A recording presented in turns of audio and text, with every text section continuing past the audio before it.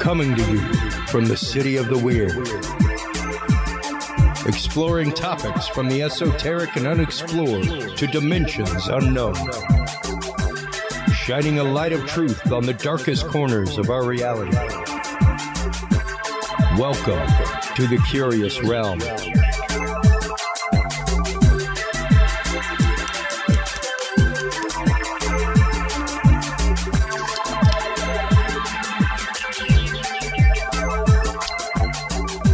Hello, everybody. Hello. Welcome. Happy 4th of July, everyone. I should have brought a sparkler in to have on air. That's dangerous enough here in the home studio. So, yeah, happy 4th of July, everybody. You could not get better than doing this show on Independence Day. I say that because our original incarnation over my right shoulder, right there behind me, that little... trying to point at it, and I'm doing a mirror. The little underneath the two Bigfoot, you'll see a little placard. That is our News and Politics Award from our days as the Dudes and Beer podcast. And the whole concept when this show started was having conversations that other people weren't willing to have. They were afraid to lose a friendship or something like that. And it didn't matter if we agreed or disagreed, we were willing to have the conversation and come back the next week as friends. And that led to a lot of different topics. That led down esoteric roads. That led to wild guests, all kinds of things. And I thank every day for the fact that our audience went through that transformation with us, saw that transformation happen before their eyes, and that we started with the concept of America was founded in a bar. The fact that the public house is where everybody went, whether you were the mayor, the pig farmer, didn't matter. Everybody went to the public house. And whether or not they had the same lifestyle, they all agreed on one thing. They didn't like that and what was happening with it. And they took it into their own hands and made it all happen. So thank you so much to our founding fathers. Thank you to everybody who has served our country. Happy 4th of July, everybody.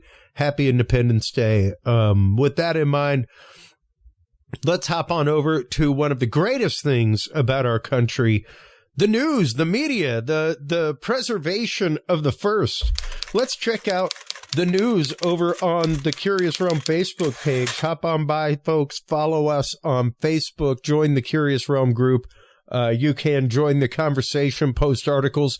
You couldn't get more American than our first article out of KHOU.com.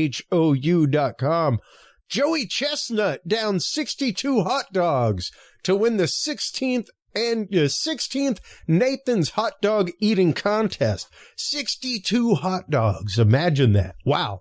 I'm trying to just do the quick head math of hot dogs to buns there, and it almost broke my brain.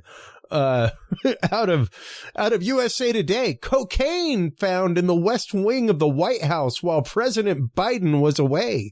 What we know, that out of USAtoday.com, out of REFERL.org, a Russian volunteer soldier was forced to return to the front and ended up committing suicide instead. There is another version of the U.S. Secret Service investigating cocaine reportedly found. Hammerhead shark spotted in shallow Florida waters sent swimmers fleeing. That's a wild video. And out of New York Times, bison return to Native American lands, revitalizing sacred rituals. All that and more right there in the Curious Realm Facebook group, folks. Stop on by, join the group.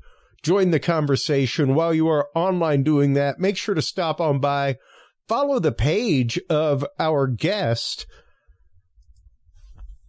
Keith Seland. TheHumaniverse.org is his website.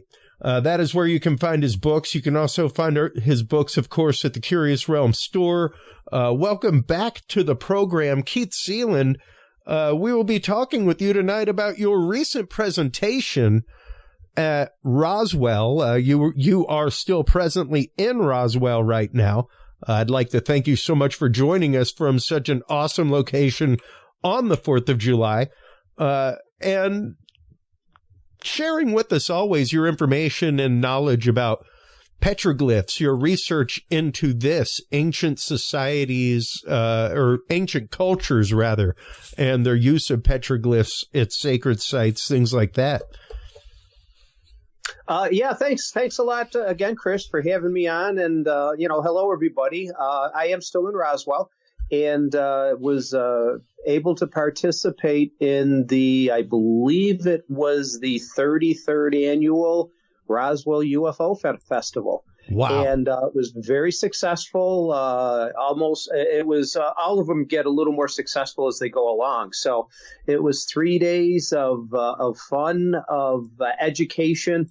And, for the audience listening, if you want the most recent details on research findings and whatnot, when you go to television, there's a delay inherent in that process. You want to go to these conferences. And you'll pick up the information and the knowledge first, and then many months or a year or a couple of years later, you're going to find it on mainstream television. That's just the way it is when the researchers have their stuff. So, I was very busy with a couple of lectures, a panel, and I had the opportunity. And was grateful for a Facebook Live interview with local historian Donald Schmidt. Oh, fantastic. He's got a laundry list of books. I've lost count actually on them. But basically, if you see a book or a media production that has the word Roswell in it, you can bet that Donald had a hand in the production in one way or another. So you can see that Facebook Live interview on my Facebook page, which all of my social media, YouTube channel, whatnot, you can keyword the Humaniverse, and that will get you over to basically the screen comes up, and it's basically everything about the Humaniverse guide, and will guide you into my Facebook, the website, which is under renovation right now, and the YouTube channel. So, we can dive into Roswell and, recent findings and recent additions. Yeah, absolutely. Because once again, you just came back from a trip to Egypt, kind of a research trip. You're getting ready to head to a trip to Göbekli Tepe, and you were just busy before that scouring the Southwest for petroglyphs, things like that. Tell us a little bit about your presentation that you just gave there in Roswell. Chris, and I preface my presentations by saying to everybody, please follow me for the long term, because this is going to be an edition by edition by edition. With my thesis of world ancient civilizations, it's going to be something that's going to be added to for a long, long, long time to come. I'm not waiting for, researching for many years to come up with enough material for a book or series of books or whatever. I'm kind of doing it a little bit more immediate. I'll get some data and then I'll bring it forward, and also in the way working that towards research papers and the books and things like that. So that's what I introduce my audience with, saying, hey, if you want to follow along, it's going to be a long, great ride, and there's lots of media outlets that I do function with, so you'll be able to follow me real easy. But so my lecture in Roswell, the subject, the thesis, essentially has these main thinking talking points for reflection that I introduce my audience to. You'll want to be thinking about spiritualism, cosmic connections, whatnot, with our modern day society and the road that we're driving towards. I don't want to say disclosure, but global acknowledgement that other intelligences of an extraterrestrial nature exist. They have existed and have been visiting us since recorded history. Now, where I kind of take the history lessons and the learning and kind of project that into the future to help our society prepare and plan for the ultimate, what I call enduring global acknowledgement, or EGA, and also the relationships that are going to come from that, or my acronym is EGR. So if you hear me talk EGA, EGR, you'll know what I mean by those things. There's no, in the literature, there's very, very little of any planning that's being done, or that has been done over the many decades going way back into the 20th century. There's the occasional academic paper, and then a little bit of discussion amongst some researchers, and then it just kind of fades away. And then there's a little bit of material from one of the most frequent contributors, the Search for Extraterrestrial Intelligence, or SETI, which I think most people have heard of. So, their thesis is, let's look for a message. Well, there's not all that much talk. What's going to go on after that message? We receive it, and either we need to translate it, or it's translated for us. What happens all after that? Or what happens when the government will disclose, the world governments will disclose that ET exists? That could happen. Or ET could just decide to come down on their own and say, hey, yeah, we are here and everything. There's no plan of action, nothing in place for any of that. So you keep that thought in mind throughout all of my presentations and my continuing research. But then also I bring in, the fact that, as I mentioned, circling a minute ago, that our ancient cultures, that there has been recordings that we have been visited since recorded history. And that's my search around the world for our ancient cultures to, kind of come up with evidence and showing us today. And another thinking point for us is to let us, hopefully compel us to look back on our ancients and to help us design that plan of action for the future. That's the subject of my current book, Will E.T. Talk With Us? I propose that we do a proactive plan of action in light of that. And then I say, as a premise, let's look back on our ancient cultures, which is what I've been doing, including more than a handful of years now in the Southwest America, mostly petroglyph research. And that's been expanded now, starting on the world stage, which is my purpose for going to Egypt just a couple weeks ago, and coming up in Turkey later on this year.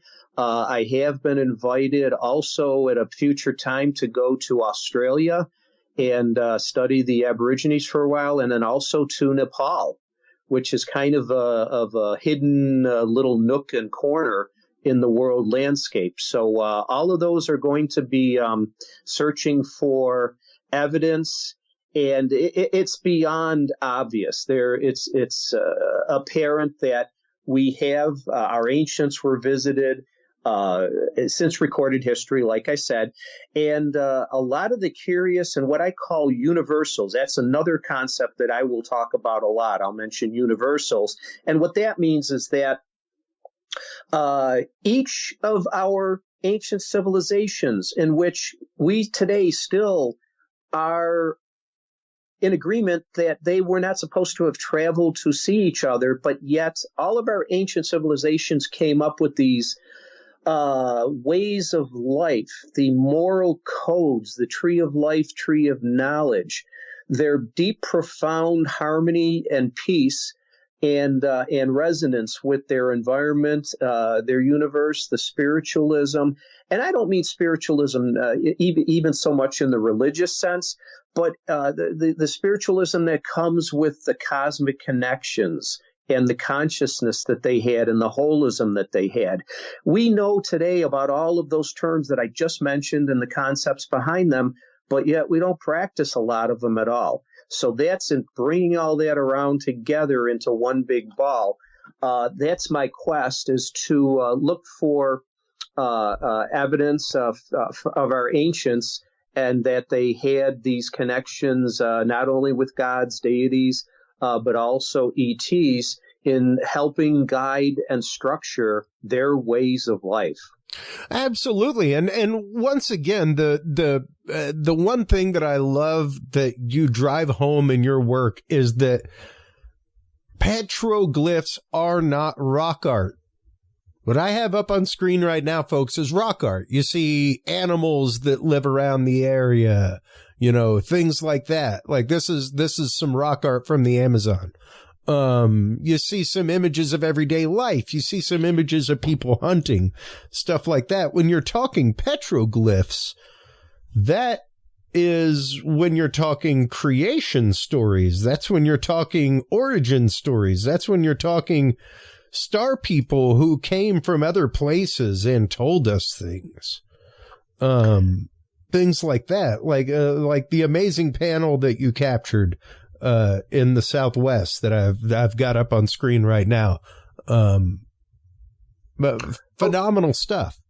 Oh yeah, that's the famous iconic. That's one of the panels at Sago Canyon.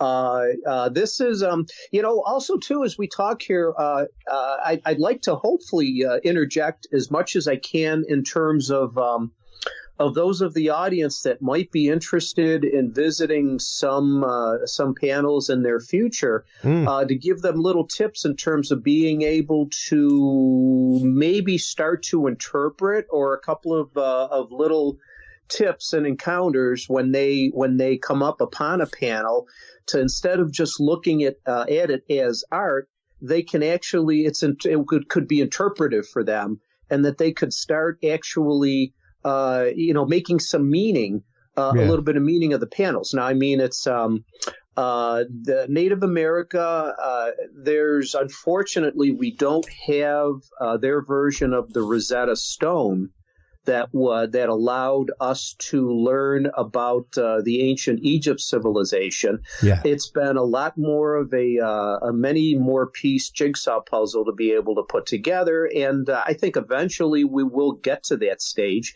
It'll take a while, but in any event, what you're looking at there is this panel is one of the concept, the terminology differences between a petroglyph by definition and a pictograph. What you see there is a pictograph. It is painted on.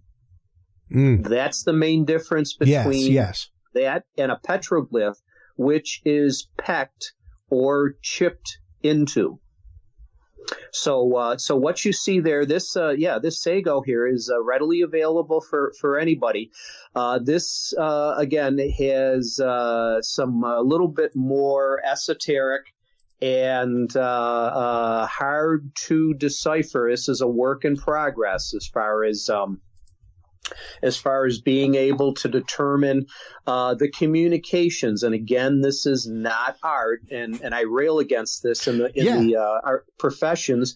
Archaeologists title their books Rock Art of the Four Corners of the American Southwest or whatever, and then the behavior, like a newspaper, will bury a disclaimer on page 31 saying, "Oh yeah, no, I know that this isn't art; it's communication." Well, that does a disservice to the reader. So, it would be the equivalent of calling Psalms just poetry, Keith.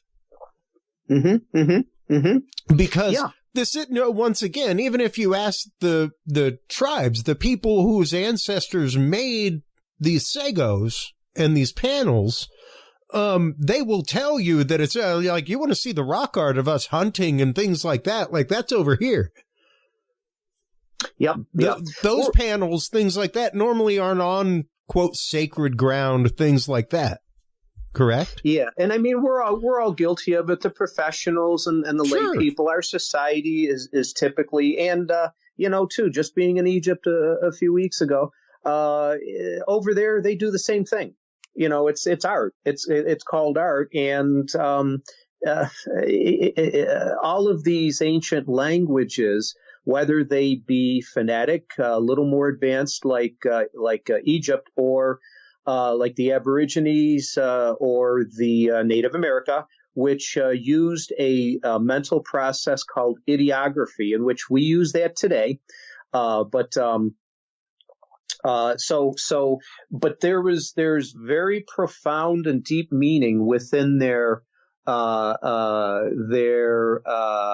I was going to say artistry within their authorship or scripting of the stories on the panels that they that they present for us. So, I mean, as an example here, on this one, yes, they did occasionally and this is one of the universals that I talk about amongst all ancient civilizations. Remember too, all the ancient civilizations were popularized by human beings. They were human. We are human beings today. We share the same DNA. It's reasonable. And I've asked a biologist about this, details at another time or later. But our DNA can be reasonably substituted or transferred into our ancients. So they are us. We are them. They all came up with these universal ideas, and amongst the communications that they did, they often depicted big events in their lives. They did also to depict day-to-day activities, and Egypt is a little more popular at that. Amongst especially the pharaoh's temples and whatnot, they did describe daily life there as part of this scene in America here, the Native Americans. But they also did in their panels talk and describe larger events, a great hunt, a war. They also did navigation directions, and that's kind of unique. Many other world cultures didn't do that, but in Native America, partly to do with the terrain and the more basic human needs for survival, such as where is there a source of water that may be hidden, food, whatnot. Some of their symbolism and semiotics can be used as navigation devices, and that's a complexity with trying to read petroglyphs, especially, or glyphs. I'll just call them glyphs. Is that you have to determine a context to particular symbol can have different contexts within different panels, different stories. So there's some variables for you to, as a potential viewer or visitor to a glyph site or a panel or a story or whatever, starting to interpret it, you'll have to remember with this in mind that, sometimes depending on what the story was being told, the use of the symbols, it's like a jigsaw puzzle. You put the first two pieces together, but that's often the hardest part of the puzzle. And that's another dimension of glyphs, is to find the starting point. They didn't necessarily have the left to right convention critical thinking that we do today. Sometimes they used right to left. Sometimes they used up to down. So finding that entry point into the story is a little bit, can be daunting, and that to me represents the first two pieces of the jigsaw puzzle. Now, taking a look here at the Sago panel, for example, another dimension that maybe adds to the complexity a little bit is that, people may think that, well, this is one story here. And this panel is not one story. This is an example of the dimension where no, go ahead, Chris. No, I was going to say precisely. This is an example of where you have more than one person contributing to the story of this panel. Yeah, there's and contributing their story to the story of the panel. Right. And I mean, it's just to say that, they have limited space, limited easel space. So you'll find that many stories contained within.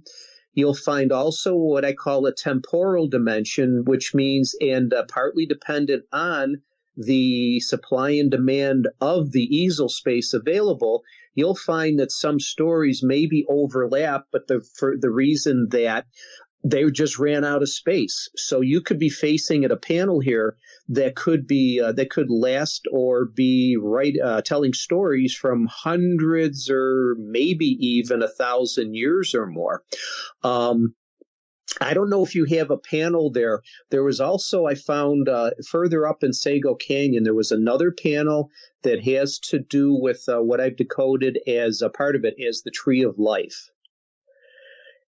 And I can't remember whether I gave it to you or whether there's a demonstration, but I can describe it. But that ties in really good with one of my examples of the resources that all our ancient cultures came up with to describe a moral code or a description of the way of life there. Okay, that's not going to be it. But that's okay.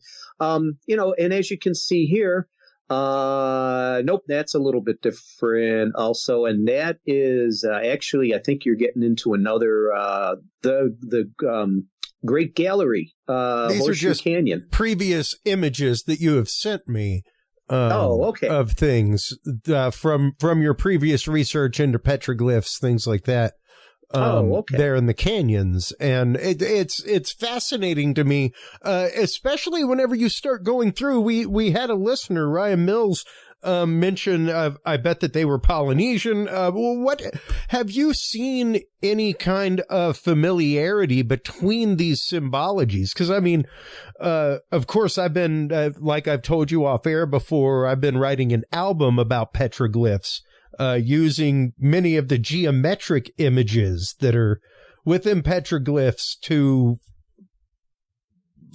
make the sounds that the images are, I think, representing. But whenever you look, even at that image from the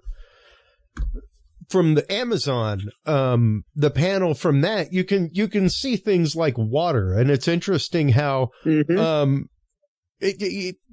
there are 18 different ways that you could probably associate the wave of water, but it's interesting how hieroglyphs, Amazon, Native American, all of them represent water as a triangular shape.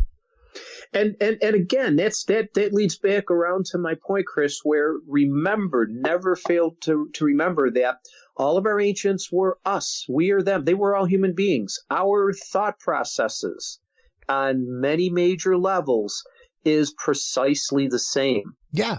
As they were back then. What they did and what we do today is we write, we perceive what we see. That's maybe to make a statement that out of all of our senses, maybe the sense of sight is our most dominant and maybe preferred. If you ask an individual, if you had only one sense to have, what would it be? And I think maybe the largest amount would say your eyesight. So they drew what they saw. We draw what we see. What we see today. We interpret it, and that's a universal that exists throughout the world. So when you come to depictions such as water. Yes, I mean, you just showed an example of a universal. The Aborigines drew water the same way. Egypt actually drew water in exactly the same way. And in fact, it became one of the letters of the Old Kingdom Egypt alphabet, the letter N, which is just the water current like you see in this petroglyph right here, a pictograph actually. So the letter N was derived from what their life revolved around the Nile River. So water was extremely important to them, as is to any human civilization. They came up with this universal to describe water. They were just trying to translate, interpret, perceive, and communicate what they saw. Absolutely. And, there has been a hypothesis out there for a long time. Of course, there are stories of caves of Phoenician artifacts being found in the American Southwest. There are stories of hieroglyphic tablets with ancient Hebrew on them, all kinds of things. Did you see any similarities between cultures, anything like that, while you were there in Egypt and doing your research there? amongst petroglyphs, things like that. Again, many universals, such as the descriptions or the stories that were actually displayed, again, in many major ways, talk of great events. Now, in Egypt, it's centered often around the royalty, the pharaohs, as you know, pretty much in all the others. In America, it was the chiefs and the shamans and the high priests, as it was in Egypt, the pharaohs, the viziers, the royalty, royal families and extendeds. So that's a universal in and of itself. One big difference, for instance, in Egypt, is that most of the writings that at least have been found, up to this point in time, is centric around the royalty. I mean, there was not really a billboard, so to speak, for the common people or the people that the farmers or the ones that the constructions labor for building the pyramids, for example, or any of the temples, whatnot. Occasionally, yes, high priests had their own time for being able to, put their authorship on some particular panels and whatnot. But just the concept of why they did these things, as in all ancient cultures, was that as a communication to their descendants, which include us, even many thousands of years later. Most of the world's cultures, Egypt is a little bit more advanced in that they came the closer to a written language that we are used to today. They had phonetics in which they were able to actually write letters, how I put this, individual letters. It's a consonant-based format, whereas most of the other cultures really didn't do that. They concentrated on the ideology, which is what I call a two-step process. It's simpler than the three-step process of assimilating a language like we have today. We also have the ideologies. Anybody, after our talk tonight, go outside and get in your car and drive, and you'll, within 2 blocks, see an example of ideology in the traffic signs or whatnot. They're easier to interpret. You see visually, you see the sign. You don't need to your brain doesn't need to translate it into a language. You see the sign for a curve in the road, or if you go to a public place, the bathroom, you'll see men's, women's, handicapped, whatever. You know what it is. You don't need to have that third step to translate through your brain and into your hands or whatever to be able to then decipher what that message is. So that's a little bit of a different with Egypt, but the rest of the world cultures, the symbolism is pretty universal. And I got another little bit of a tidbit here, if please. I want to mention it. Okay, one of my friends, a researcher, Anthony Peratt. Actually, Robert Schock is my friend. He's a longtime geologist, professor at Boston University. He's been working with Anthony Peratt, who is a physicist who has discovered, and I believe Peratt does have a couple of publications out where they talk, and their research is centered on ancient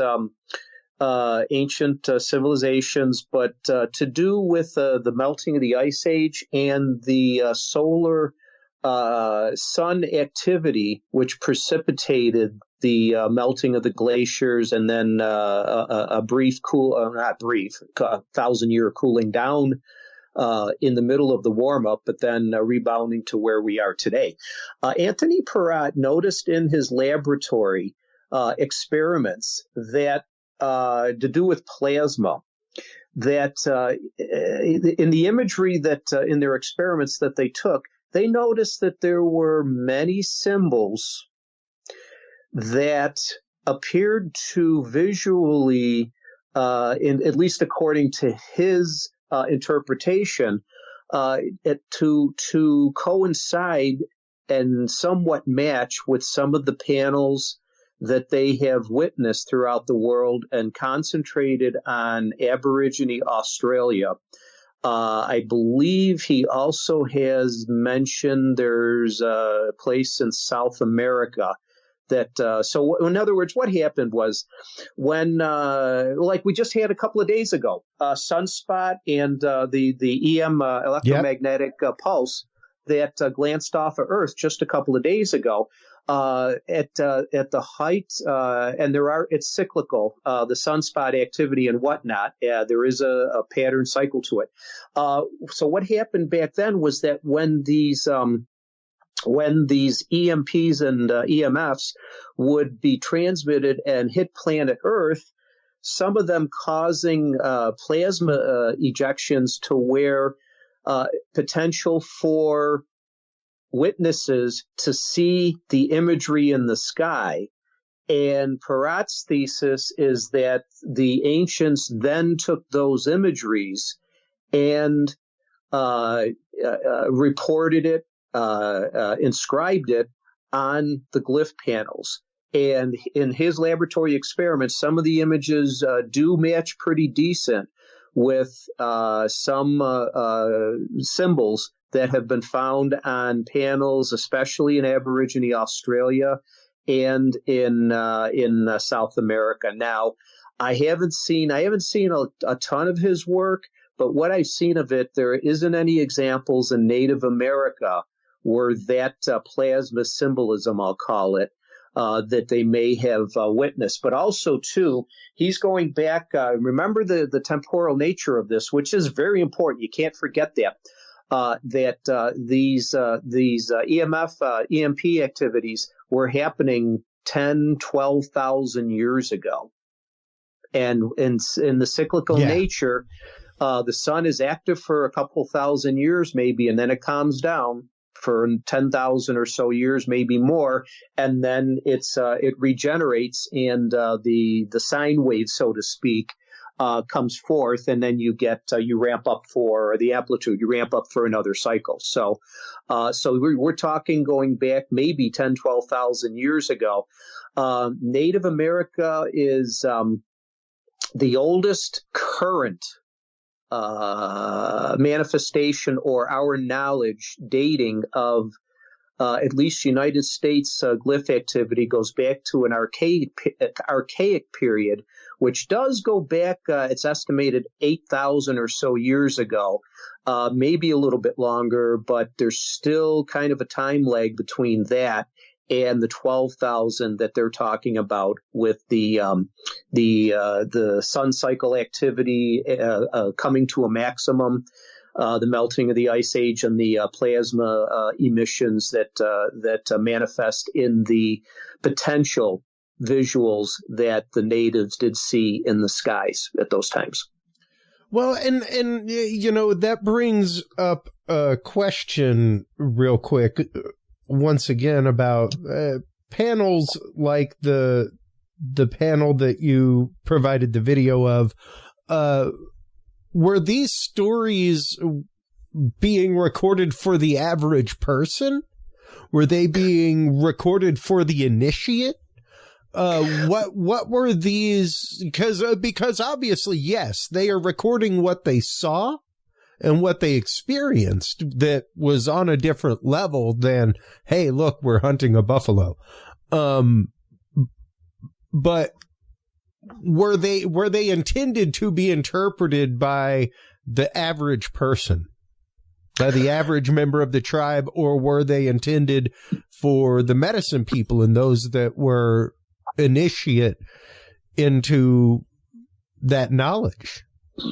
Oh, yeah, for sure, Chris. There's universals that the main activity and a main audience would be for the special members of that society. But in Native America, these panels were in the wide open. I mean, they were potentially easily accessible. Oh, sure. For anybody within their tribes. And sure.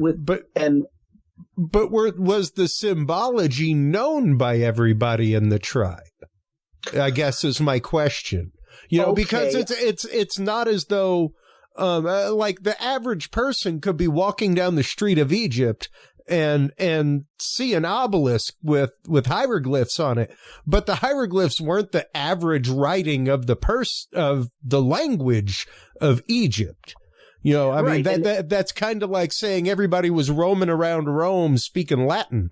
That's not how that worked. That's right. And especially in Egypt, a little bit more sophisticated form of communication in the written variety with their phonetic alphabet and whatnot. Yes, for example, most of their population was not literate. I mean, the temples and the crypts and the pyramids. Yes, they were meant for royalty, and in fact, they had and still maintain very strict codes that these were not accessible by the commoner, so to speak. Yeah. So, and they were physically prevented from actually seeing these. Whereas in Native America, or elsewhere throughout the world, Mesopotamia and South America, Peru, and around the world, that they were certainly in the wide open. So they were accessible physically. Whether they were able to be interpreted, is my guess is that that's another universal, that they weren't really so much totally meant for the common people, although I believe that there are elements in which a commoner in that particular culture may have had an experience of some kind, and just naturally, according to their way of life and codes and whatever, if a commoner had a particular experience of some kind, well, naturally they'd go to the chief or the shaman or the high priests and maybe tell of the story. And then they would take care of it. In other words, the high priests and the shaman and the chiefs, maybe, they were the publishers. And they were the publishers and the authors, basically. So maybe to put it in that way is to say that, well, the commoners really didn't contribute all that much to it.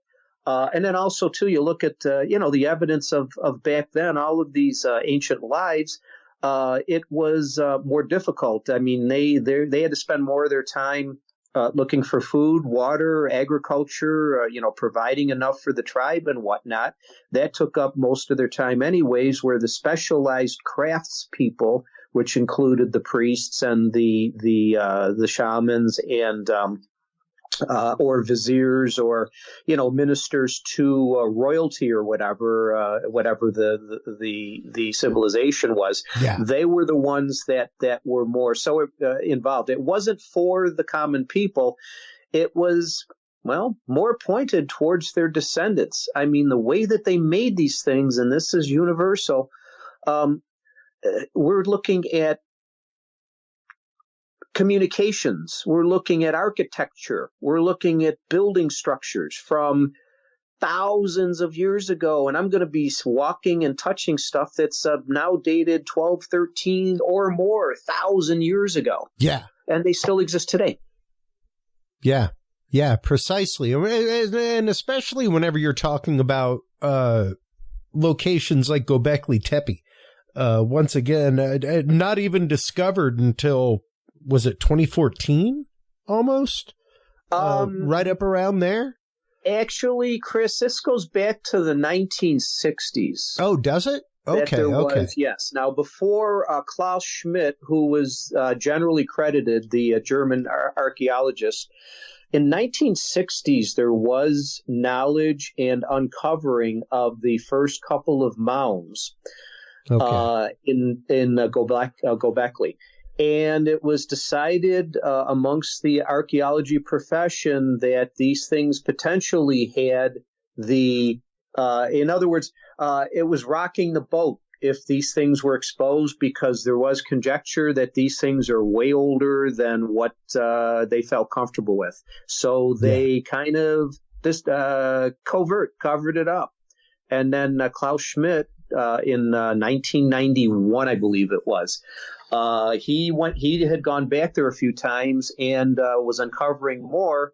And then he had to decide on his own, was he going to maintain the status quo in the archaeology community, or was he going to be what's called a paradigm buster? You know, the old Thomas Kuhn word, paradigm, that we hate today. But so he had to make a decision. He also knew that if he was going to make the decision to bust the paradigm, that was going to be his life's work.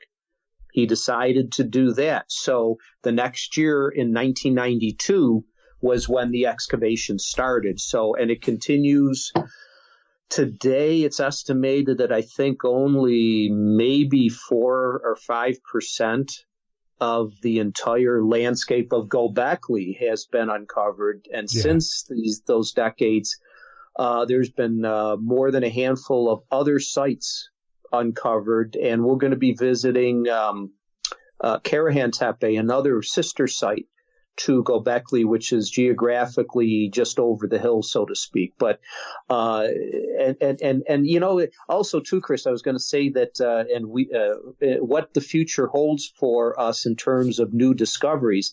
That's kind of one of the most fascinating aspects of our existence, and adding our culture, adding to our knowledge, is what's yet to be discovered.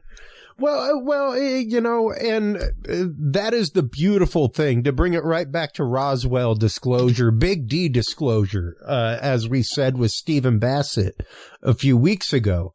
The fact that we are now having a different conversation, Keith, the fact that we now need to be looking at things like your Humaniverse guide, the fact that we now need to be looking toward, yes, that intergalactic representative of the UN, who I believe is still a Korean lady, if I'm not mistaken, a great lady from South Korea, was our first planetary representative at the UN. And that was right up around 2012 that office was very quietly put out there. But people like you, people who are worried about the world of exopolitik, about the idea of fantastic, great UAP studies, everything else, awesome that we're looking at that. Are we ready to deal with that conversation with them? Never mind the conversation with ourselves. Are we as a humanity ready to talk to them? Are we ready to handle that? And that is the circling around of moving on to my thesis, when I show everybody that our ancient civilizations had many experiences, that we've been visited for many thousands as recorded history, whatever. And then circle that as the evidence portion, evidence, and then the analysis in the landscape today, like you said, answering a big question: are we ready for it? Well, there's nobody that's actually taking a deep dive into this particular question. I mean, in my new book and in my lecture series ongoing, I point out that we are, as a species, humankind, reactive by nature. My proposal, absolutely. Yes, I mean, you've got many examples. I know we're sick and tired of hearing COVID, but there you go. We had common knowledge of it. Well, and you know, it's interesting that you bring up this nature of humanity. Excuse me. The nature of humanity, because I was just watching Independence Day earlier today. It was like on constant loop on some station, but I think the one thing that we tend to do, period, with anything paranormal, Keith, is anthropomorphize. We tend to want to humanize it. And I think Richard Dolan has a really, really good and measured outlook on it, where as opposed to Stephen Greer, don't get me wrong, I love the work of Stephen Greer. I think he's great as far as disclosure goes, things like that. But when it comes to CE5, I think there's a big problem with assuming the fact that everything out there has our best intent at heart. You know, it's kind of like Carl Sagan said, or not Carl Sagan, but Stephen Hawking said, maybe we should stop beaming messages of our genetic code out to space. Just a thought. Yeah, not knowing. Yeah, who it's going to end up with? Like, it could end up with like the Skeletor of the galaxy. You know. Yeah. I mean, yes, Stephen. Yes, Dr. Greer. Yeah, he's very knowledgeable. Yeah, amazing work, amazing career. You know, his work with the Disclosure Project, phenomenal. But I think that there is and I'm not going like the route of let's lock it all down. It's going to be an attack, you know, Mars attacks or Independence Day or anything like that. But I think that we do have to have a measured amount of caution with how we approach that conversation. Much like if you were landing on the shores of an uncharted island and a bunch of people come out and meet you, there has to be a measured response to how you broach that conversation as your vessel hits the beach. Yeah, and I mean that's again part of a big part of our problem is that there's really not any there's discussion amongst some of the either more scientific or ufological oriented communities, but there's no consensus movement. There's no meaningful movement towards putting a plan of action in place. And I'll mention, if I can remember, if you can remind me, an organization in which Donald Schmidt and I talked about at length in our Facebook Live just this past weekend. But getting back to my other point is that that's exactly where I'm proposing that there's a dearth of work in this area, that we don't have anything prepared. And I'll give you an analogy example of this. Please. For the moment, let's put aside any talk to do with ETI. Okay. Now, where the dearth of you mentioned a few minutes ago that, we as our species are starting to travel a little bit into space, whether vicariously or biologically, whatever. Now, in my proposal, I go take a deep dive in all of the issues coming around with the after the contact and after the acknowledgement, after the EGA, it's the EGR. Well, we're going to need to become involved with things such as legal, exopolitics, exo-law, exo-economics, treaty writing, culture. This phenomenon is more than science. It's more than the military.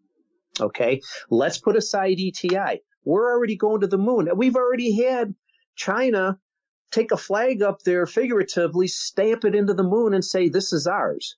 The U.S. did the same thing, with maybe not saying it explicitly, but we did. No, we physically did the same thing. Like we physically did that. Yeah. Yeah. So I mean, we actively went and stuck a flag on it and said, hey, what's up? Yeah, beamed it on television and the whole world, the U.S. But thankfully, Neil Armstrong toned that whole thing down with his one statement when he said one giant leap for mankind. Absolutely, so cool. Absolutely. Yeah, there's whole episodes you could do about the hypotheses of whether or not we win. I had a great grandmother who would, till the day she died, tell you, nope. We can't. That's Hollywood. We can't do that. Well, I wish Hollywood could have done that. She was a very classy old country Cajun lady, though. So, I mean, what can you do?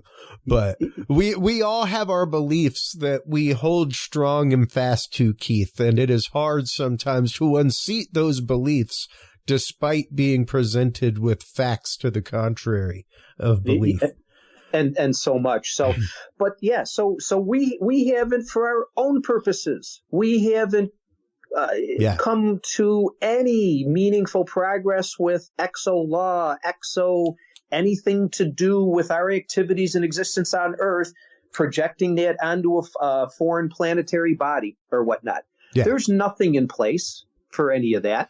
So maybe that is another compelling reason for us to start looking at these, but then never forget the EGR factor that, okay, there's other intelligences out there, so maybe our proactive plan of action could help us for our own species, and also when we start to interact with the EGIs.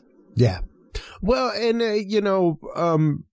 number one, yes, our own species. I think that's where we have to start there, Keith. We have to, and I'm not saying that we have to create a utopian society before an ET civilization will speak to us, or even because I am prone to believe in, and not that there aren't numerous ET civilizations out there, but that most of the craft that we are seeing that are amongst the anomalous and everything else are more than likely transitional from other dimensions, things like that. And kind of precisely what a lot of the native tribes and ancient civilizations thought, that these things coexisted with us. You just had to be in a different mind state to be able to see them. Yeah, and that's not necessarily the case either, and that's easily knee-jerk reaction or knee-jerk explanation by many in the professional fields that, all of this was shamanistic. Yeah. And with no meaning or any denigration to the work of maybe plasma science or whatever, saying no disparaging words about any of that.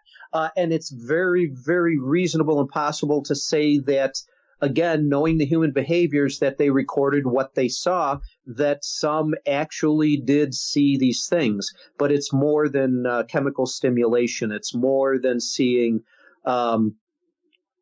plasma artifacts in the sky during an EMP, EMF of whatever. How will I put this? That's one of the major things that we can learn from our ancients. And again, that's why I stress this so much, is that we have no other analog with which to investigate ourselves and maybe move ourselves in a right direction than the one analog that is our ancients. And again, because they are us, we are them, it's an entirely reasonable, credible, valid analog with which to do this. So, but the one thing that's missing from all of this, and this is the problem, is that our ancients universally had come up with the various codes of existence, the guidance, which, whether they were the spiritual guides from gods, deities, very, very extensive throughout all the ancients, also ETIs and whatnot. They're codes of the flower of life, the Kabbalah, tree of life, tree of knowledge, the guidance that they had, which shows up in architecture, the out of place for a civilization that didn't have the wheel and were able to build pyramids in periods of time, and the scientific applications, or shall I say, the scientific attributions to how these things were constructed, all of these out of place artifacts and whatnot that our ancients experienced.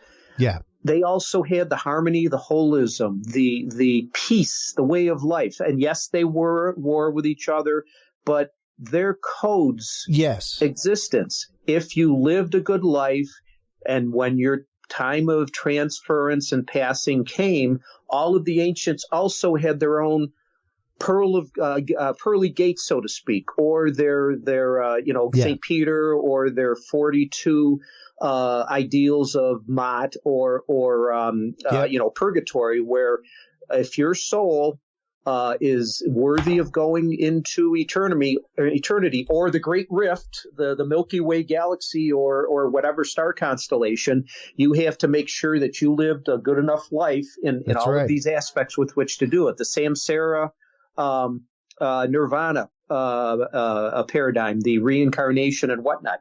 They all had these same things. One thing that's missing from all this is the peace, the harmony, the interconnectedness. The holism. We know of these terms. We don't have it today. Well, no, we don't. And that is something that we talk about regularly on this show. You know, if you look back to even our great grandparents, you know, they had a different aside from the Farmer's Almanac, they didn't necessarily need it. They knew when it was time to put crop in. You know, they didn't necessarily need that. They knew when it was time to rotate crop. These were things that were passed down from person to person, and it's interesting to see that a lot of that even kind of knowledge when it comes to tradecraft is almost gone. I'm not going to say it's completely gone, because it's still well and alive in many parts of the world, and just not hugely in our Western American society. And just the quick loss of that, how fast that happens. The example I give all the time is I'm Cajun by heritage. You are hard pressed to go and find somebody under the age of 75 years old that speaks Cajun. It's almost gone. And that is a language and culture that is unique to our country. Almost gone. Within one generation, Keith. As is most of our other Native American tribes and nations. Yeah. Yep. It's a very much dying, almost extinct culture. Well, I mean, to communicate is part of a culture. Well, and to be that connected in that kind of way, in a societal way, to the world around you, to the ground around you, to the earth around you. People had a different sense of humility at that point. When the sun went down, it was dark for everyone. You know, there was no electricity across the street. There was no air conditioning for everyone. You know, there was no creature comfort. There may have been a creature nestling somewhere inside of your comfort, as a matter of fact. And that was a common thing. And that was a connection that I think kept us all connected, that kind of communally kept us connected, that we are not connected in that way at all anymore as a society. Yeah, that's right. And I mean, that's another example and aspect of where our ancients, we don't give them enough credit for intelligence, resourcefulness. Oh, absolutely. Craftiness or whatever. Now, I mean, there's many things. You can take your imagination on an out of place artifact and you can just go wild with it. Like, for example, I was in the Temple of Hathor, the crypt for Dendera. And so I got a firsthand look at, and I didn't touch them because you don't touch. No touching. Writing. No touching. Don't touch it. Exactly. That's another conversation. But, so I've got a whole bunch of photo data and studying of Dendera. And, your imagination is that, it was a battery, an ancient light bulb and whatnot. And my initial conclusion, I haven't had a lot of time but I'm saying, no, that was an interpretation of the Milky Way, the Great Rift. And then going to study the story around it, I want to see if that hypothesis actually plays out. So, I mean, today we can attribute all of these out of place artifacts or whatever to the want of a UFO ETI explanation or whatnot. And I don't think they were all like that. But that's not going to discount all of them. And it's not to say any of them were hoaxes, but that, again, our ancients recorded what they saw, and that they were so adept at being able and intelligent to be able to translate the things that they saw and experienced in nature towards guidance. Sometimes it could be physical manifestation of agriculture, being able to grow food, the emergence of a calendar, the astronomy, basically paleoastronomy. That was probably the first scientific profession, along with medicine. Yeah. That was invented and existed. Yeah, the Magi, people who studied the stars, who knew the stars. I mean, there was a difference, between knowing your stars for hunting, fishing, planting, things like that. Those were definitely things that were passed down person to person. But knowing the alignments of planets, things like that, knowing the zodiac, all that kind of stuff, which most stargazing societies had their own version of the zodiac. Exactly. The sacred geometry, I'll add sacred trigonometry, because I think those two are related in many ways. But again, the Native Americans depicted star maps of their own. They did have very articulate zodiacs, constellations of the night sky.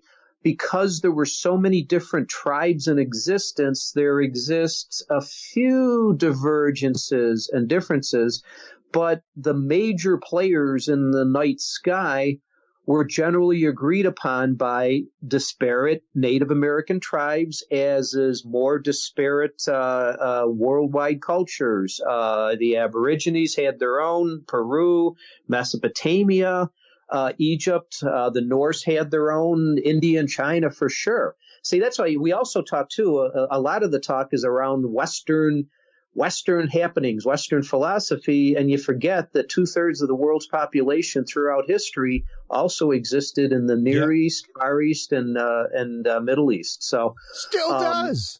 And yes. that's why I preface all of those things when I say, like, trades have gone away. No. They've gone away here. You go to a lot of places, a lot of things are still made by hand, everything else. A lot of those trades and knowledge are still passed on person to person, because that is how their money is made.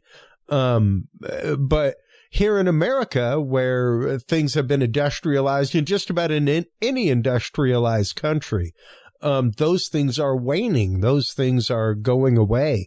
Our sense of connectivity as a community and impact upon each other and our local communities upon each other are going away and dwindling. And people like you, Keith, who through their works like the Humaniverse Guide, things like that, are bringing this to light, bringing it to the forefront as the big D disclosure happens, man, because this is the conversation that we need to be having. I've said it in probably the last month and a half, Keith, more than any other, the fact of the conversation around holiday tables has changed.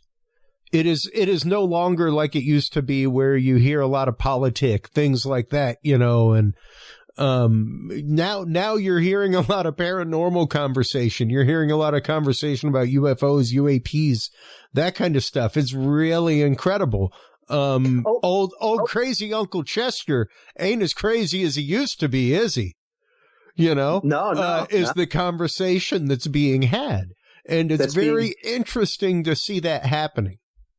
and that it's not, the ridicule factor is a lot less. The ridicule factor is actually happening more in the disbelief community. The science articles.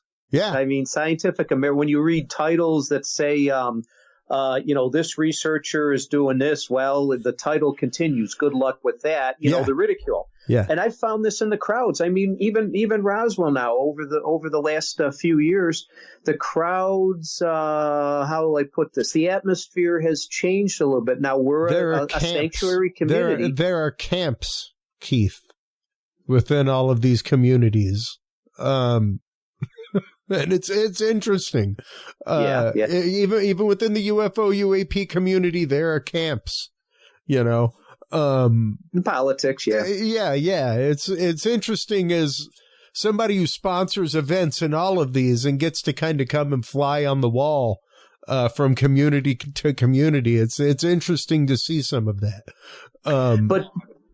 But even the mood has changed amongst the visitors. Oh yeah, I mean, I can tell the ambience when a visitor comes and tells their story.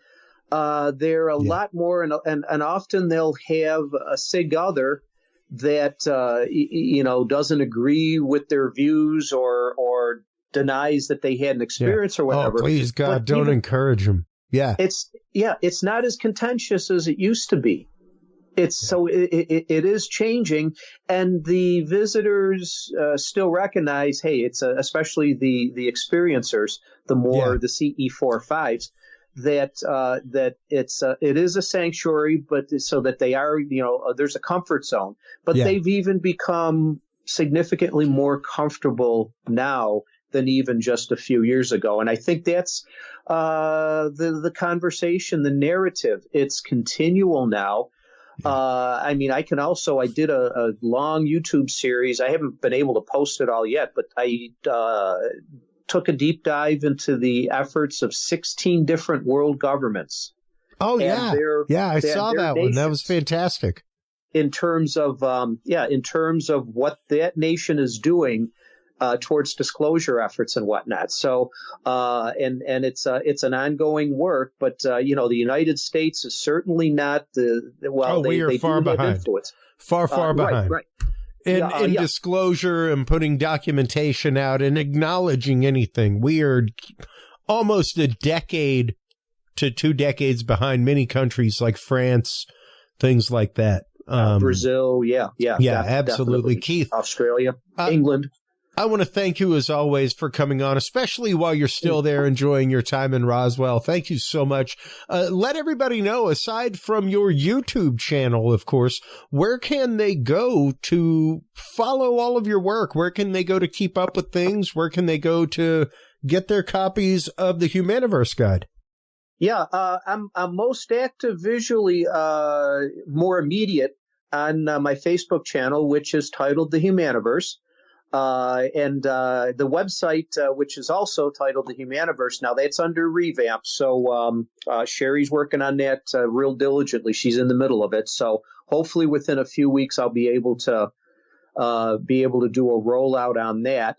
And we'll have some of my lectures from the past. And great.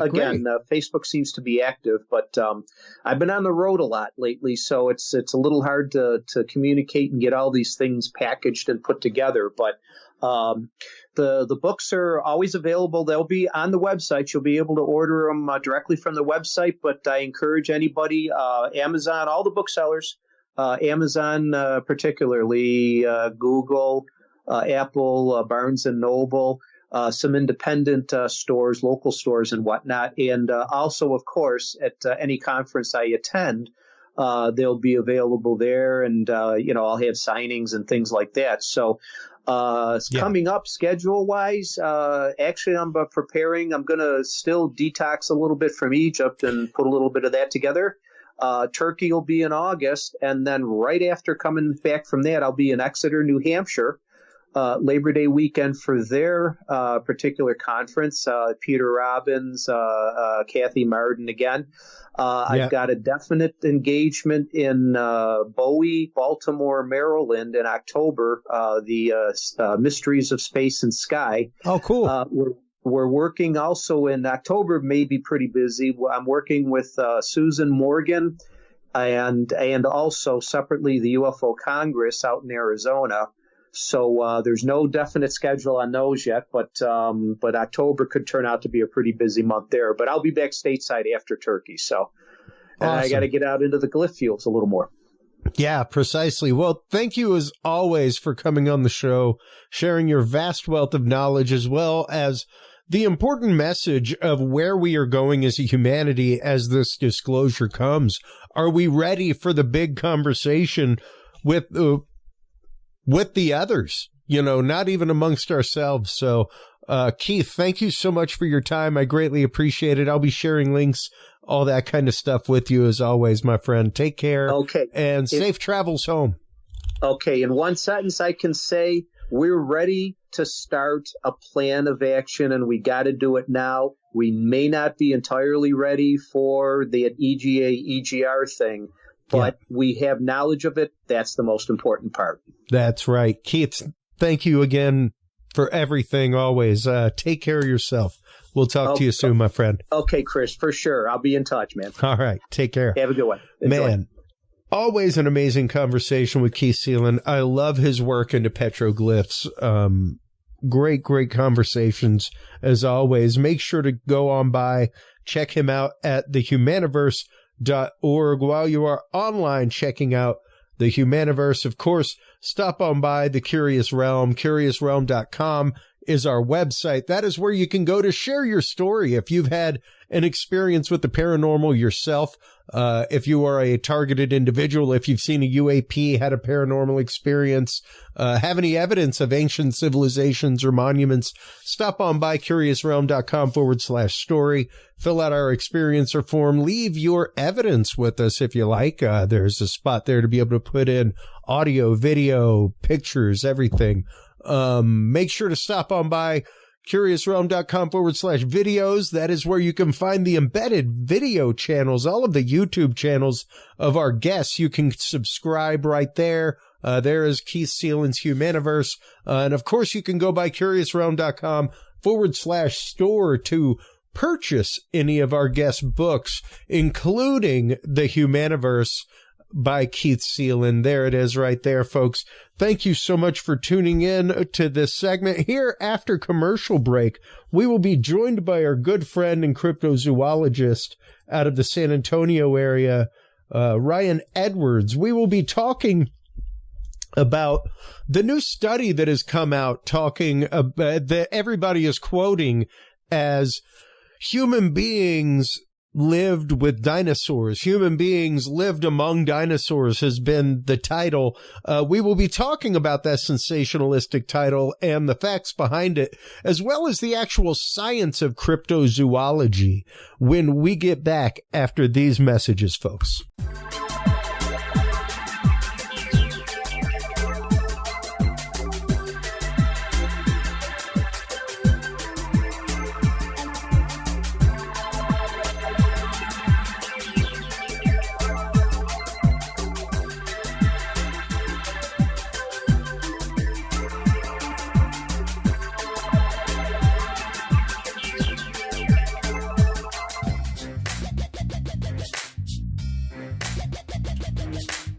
With the rise in attention to the health benefits of cannabis and cannabinoids, including CBD, True Hemp Science has become one of the premier providers of full-spectrum CBD and CBD-related products.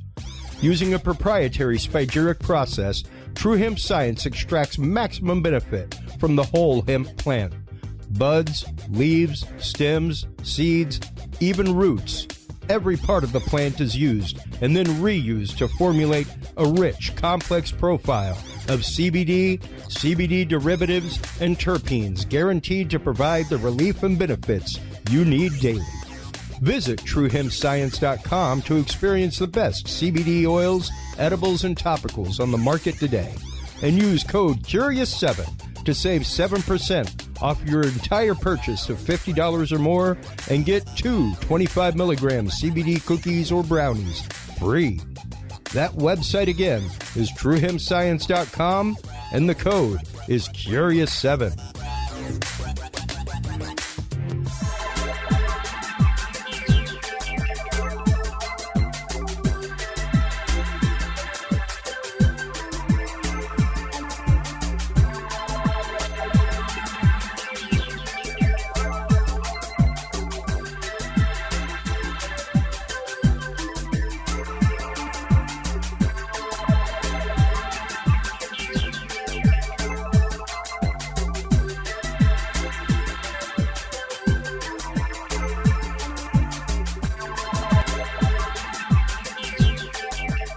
The Curious Realm Podcast is your source for the latest and greatest news and events in the world of the paranormal, esoteric, and forbidden knowledge.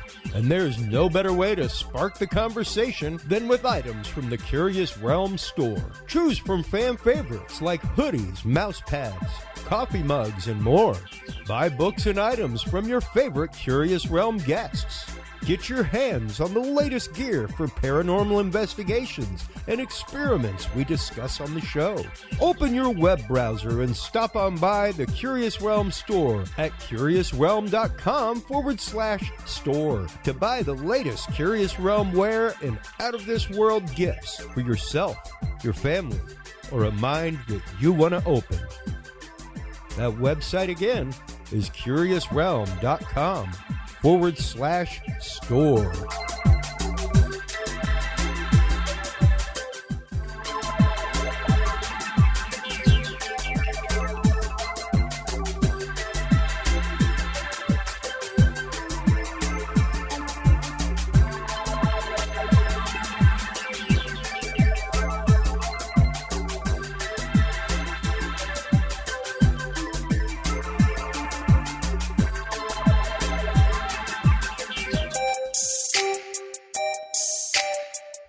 Have you considered starting a podcast? Looking for a way to make your business a voice of authority in an industry? Then Podcast Cadet is the solution for you. Whether starting a podcast for yourself, your brand, business, school, church, or just plain fun, Podcast Cadet is here to help you navigate the waters of the podcast industry. Specializing in one-on-one consultation and training with industry professionals in fields ranging from podcast technology and editing to distribution, monetization, and even social media strategies. Podcast Cadet tailors their services to the specific needs of you and your podcast. Do you already have a podcast and trying to find ways to engage and grow your audience? Sign up for your Podcast Cadet audit today and let us help you explore new and exciting ways to leverage your content and elevate your podcast brand to whole new levels. From consultational workshops to affordable podcast production and maintenance packages, Podcast Cadet is your one-stop shop for everything podcast related on the internet. Visit podcastcadet.com today to sign up for your consultation or training and use code CURIOUS20 to save 20% off your entire purchase. That website again is podcastcadet.com. Hello, everybody, and welcome back from that commercial break. Thank you so much to all of our sponsors, especially True Hemp Science out there. Christopher Lynch is an amazing alchemist with his CBD brand. It is fantastic stuff. I've used it for years. Stop on by and check it out, folks. TrueHempScience.com is the website that you want to go to. Curious7 is the code that you want to use to save 7% off of your cart of $50 or more and get a free edible along with that. Our guest in this segment is Ryan Edwards. He's the author of Cryptids of the World. He is the host of Cryptid Chronicles. You can find his videos, of course, embedded on our video page at curiousrealm.com. That's where you can go and follow him. You can go by and follow him on his YouTube page, The Cryptid Chronicles. You can find him on Facebook. His book is, of course, for sale in the Curious Realm store, and that is also available on Amazon. Welcome back to the show, Ryan Edwards. How are you doing, my friend? I'm doing good, Chris. How you doing? Doing all right. Getting a little harried right now. It's kind of a downswing in my typical AV work for the season, but at the same time, things are ramping up like crazy for paranormal season. I know you're going to be vending out at the upcoming Dogman conference. I'll be providing AV, and of course, out there as a sponsor with Curious Realm, getting all kinds of interviews. But yeah, I'm getting ready for like a month straight of road trip interviews, going out to conferences, things like that. So it's going to be pretty wild, man. I'm looking forward to it. So am I. Well, since we last talked, there has been quite a bit going on in the world of cryptids. There's, of course, the cattle mutilations that happened here in Texas. There have been numerous other things, but the one thing that I wanted to have you on to talk about was sensationalism when it comes to cryptozoology. And yes, folks, even your host is prone to use sensationalistic titles. Even in the title of this episode, I put, man lives among dinosaurs. And that is kind of part of the study that, or at least the title of the articles that have been coming out is, human ancestors lived among dinosaurs prior to, the asteroid extinction. And it's a new study that's come out. It's in Current Biology. The title of it, folks, is A Time Scale for Placental Mammal Diversification Based on Biocene Modeling of the Fossil Record. Now, the important part of that actual title is the placental mammal diversification part. Because, we any mammal pretty much gives birth via placenta, unless they're a marsupial, something like that. So let's kind of start cracking this nut, Ryan, about the world of cryptozoology, the world of, I guess, crypto history in this case even, and just sensationalism when it comes to things, and the difference between sensationalism and fact. Of course, because like with any field, you always going to have that sensationalistic aspect, especially with cryptozoology. A lot of people see it as like a very romanticized science of like people going in the jungle or in the woods looking for monsters that shouldn't exist, and like very like Indiana Jones like, I like to say.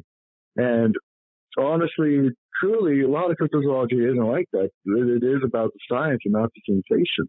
They're like with these current articles that are stating human ancestors live alongside dinosaurs. I look at it, I'm like, of course we did. All mammals originated around the Jurassic into the Cretaceous period with the dinosaurs. Yeah. But humans weren't walking around. Like bipedal apes like us weren't walking around beside dinosaurs, of course. But that's what people think when they first read the article and read the title, and they get that sensationalistic, like, oh, humans, us, like me and you live alongside dinosaurs. And a lot of times people just look at the title and then don't even read the article in and of itself. Oh, that's precisely it. And it's a topic that we cover on the show regularly, Ryan, the idea of just the filter being clogged, and not just the filter being clogged, but people not even using a trowel to scrape past the surface. They're willing to accept something prima facie, especially if that prima facie evidence will feed into or confirm their belief. Yes. And you always have that confirmation bias. So like when people see anything that even remotely helps support their ideas, they won't even investigate it. They'll just automatically accept it because they believe they're automatically correct with their ideas. Which one thing with cryptozoology is always that you can't always believe you're right, and that's with any sciences. You can always have that skepticism there. You always have to believe, okay, a lot of times, especially like with Bigfoot field or Dogman field, a lot of people take their hypotheses as truth and not as just theories. Theories aren't proven yet. Until the species or whatever is proven, then your theory becomes fact. Like even gravity still classifies as just a hypothesis, even though we know it exists. Yeah. I mean, we can detect gravitational waves, things like that, but it is still theoretical.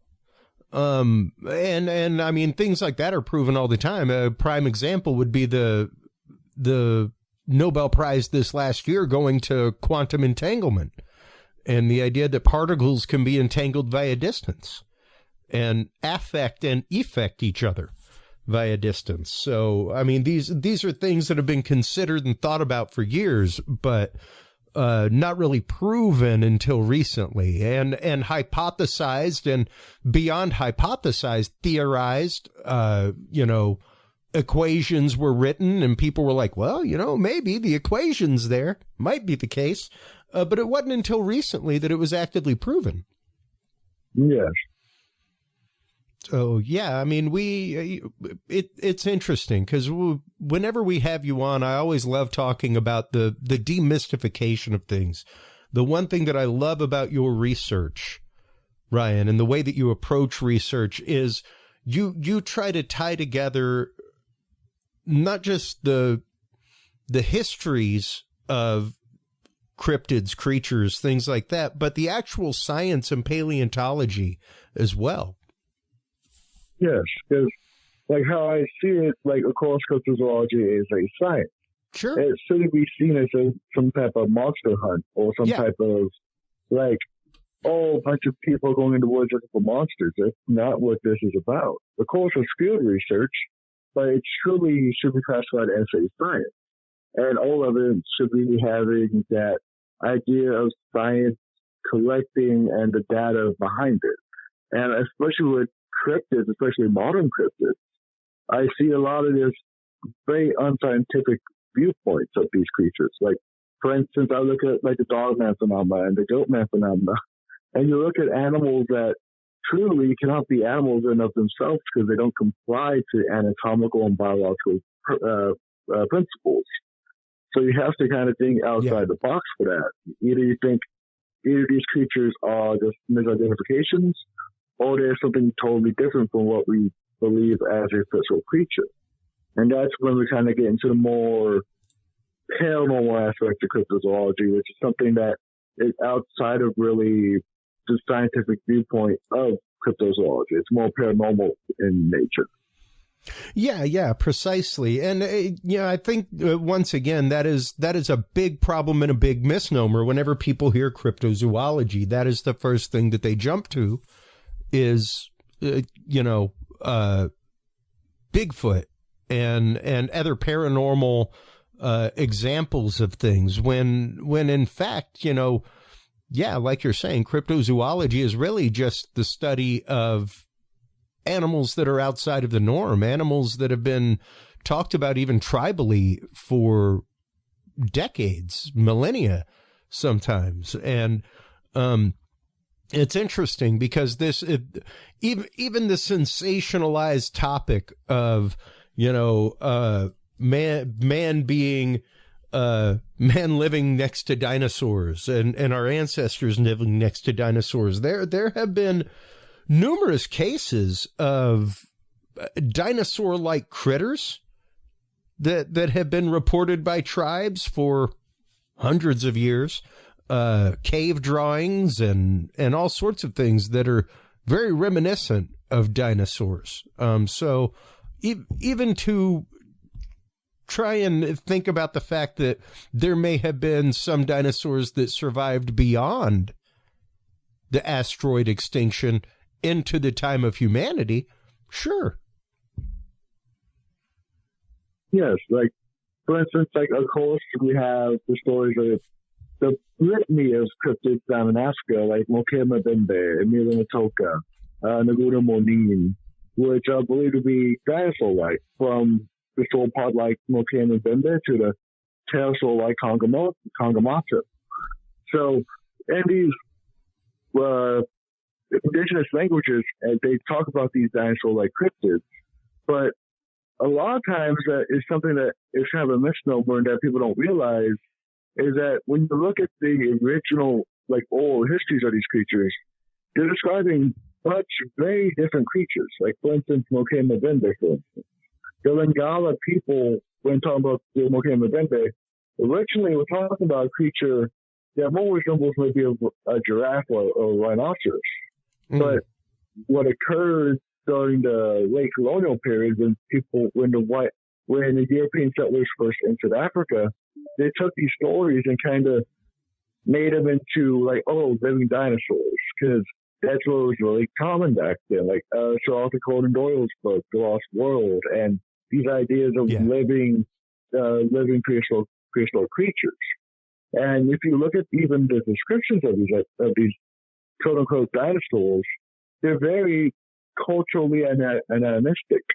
They're referencing creatures that really we now know from the fossil record didn't really exist, or they didn't really look like this. They don't reference feathers. They don't reference really anything that looks like it's warm-blooded. So we have to believe, like, okay, how is maybe the European settlers putting their own spin on it, and also how is just the culturally ideas being affected by outside cultures? Like we see throughout the history of cryptozoology, once cultures mix, usually the original cultures' ideas of mythology and creatures get somehow bastardized by the entering culture. Another example of this would, of course, be the Wendigo of the Algonquin tradition. Like the Wendigo initially was talked about to be more of a pale humanoid, almost like what people think of the like rake nowadays. But thanks to the European idea of the lycanthropes and vampires and werewolves, they got turned into what we now see as a bipedal deer. So we see this bastardization occur many times within cultures, and how the original ideas get almost so murkied that we can't find them anymore. And then with this idea of like sensationalism and like creating something that's even scarier also affects it as well. Like if you say, okay, I saw a bear in the woods and it's like the size of a black bear, okay, that's not really anything. But you say it's the size of a grizzly, you create that story even more sensational, even though it's not true. And you see that occur many times within cryptozoology. Oh, absolutely, absolutely, and even to the extent of stories being embellished sometimes to the taste of the researcher, so to speak. Especially whenever I've heard it from quite a few researchers, whenever they're taking oral stories from people and accounts and witness accounts, that somebody in the background will chime up like, oh yeah, don't forget there was this. Oh yeah. And it's hard not to do that, you know. Even talking with Josh Wolf Turner about his Dogman experience and his Dogman sighting when he was younger, that he has to strive hard to listen to other people's experiences and not have it color his experience whenever he retells his story, you know. Yes. and to make sure that like he's not accidentally, because I mean, hey, I hear a lot of accounts too, you know, and they can be hard not to muddle together. They can be hard not to remember, like Joni said this, Chachi said that. And yeah, especially not to take that into your own narrative, you know? Yes. And like, even I'll bring up examples of like how modern day cryptids are even almost affecting cryptids that have already been existing. Like, for instance, in recent decades, I've been doing research into like cryptids here in Texas. We have cryptids that seem, for instance, I'll give an example of the creature seen up in Vider, Texas. We do, if you've heard Ken Gerhardt talk about this, initially people were referencing something that looks more Bigfoot-like. But in recent years, thanks to the Dogman phenomenon becoming more plethorous and more common, people were more like, oh, that sounds more like a Dogman. So you have to think, was this creature initially described as Bigfoot because all people knew were Bigfoots? Or is this creature maybe a Dogman because people putting their own modern day preferences onto a pre-existing creature.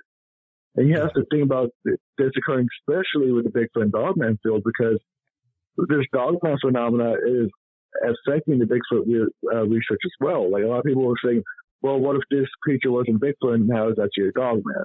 And it kind of muddies the water in the whole field of cryptozoology itself. Well, sure.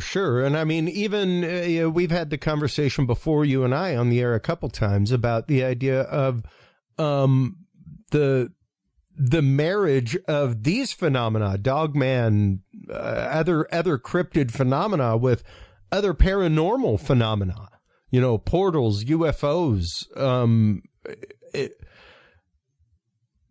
The instances of both of them being reported at the same time seems to be growing, and seems to be increasing. And you come to the point of scientific quandary. And yes, folks, I say scientific quandary, of how do you explore this? How do you research it? At what angle do you begin approach? The portal or the Bigfoot? Yes. Because now you're talking about two phenomena concurrently occurring, and neither one of them is fully. And now, granted, we have plenty of proof for portals. And I've got my air quotes up here for you audio listeners. Portals, the fact that there are actually portals in the Earth's magnetic field, that there are actual holes in the Earth magnetic field that traverse and go from one point to another, things like that. It's pretty wild. There is even a super highway amongst the Milky Way and amongst the cosmos of slipstreams that you can follow, of gravitational waves, really wild stuff. So, not saying that portals as described in the experiences could not exist. It's going to take us proving portal and Bigfoot, and then you're going to have the quandary of did the Bigfoot make the portal, and if so, how? And you've stepped into a whole noodle pile of questions when it comes to marrying the paranormal experiences together. And I am not going to say that is not people's experience, that is not the experience that they've had, that is not what they've witnessed. I'm just saying that you step into a whole nother world of investigation when that is the case. Yes. And like how I always say, just because two things are occurring consecutively doesn't mean they're necessarily causing one another. Like, correlation does not mean causation. Like, with the idea of absolutely Sasquatches and portals or Sasquatch and UFO sightings, just because these two events are occurring doesn't mean one is causing one another. Like, a lot of people, like, for instance, if you look at places like Skinwalker Ranch or these locations where a lot of peculiar phenomena occur at the same time, you have to wonder if are they causing one another, or is it just some type of something that causes them to occur at the same time but not causing one another. Like, when you look at, for instance, like Dogman sightings and like people seeing olds. A lot of people believe these are two events causing one another, and not necessarily. Like, every time someone sees an old, not like they see a Dogman or a Bigfoot, and not like every time someone sees a Bigfoot they see an old. So you have to wonder if these are just two events that are occurring at the same time, but not causing one another. Yeah, precisely. And like you said, correlation is not causation. We have that discussion with our good friend Stephen Myers all the time. Just because something seems to go together doesn't mean the fact that they are the same or that one is due to the other. Yes, like, for instance, I always say that if you're like a little kid and you clap your hands and then thunder hit, as a child, you're like, oh, did I cause that? But that's just because you don't have that precognition to think, okay, no, I didn't cause that. But a lot of times with the human psyche, we like correlating things. We, of course, we like mysteries, but in the end, we really don't. We like solving mysteries. So with us, with humans, we like to see two peculiar phenomena, two unknown events like UFOs and Bigfoot. And in the back of our minds, we correlate these two because they're both unknown. But while in reality, it should not be seen like that. Like, an example I always give people is like, okay, if you want to go look for a cryptid book in the library, where do you look? You look where they have UFOs and ghosts. You don't look in the animal section. You don't look in the prehistory section. You look in the UFO and like demonology, dream research, and all that stuff, all in one section.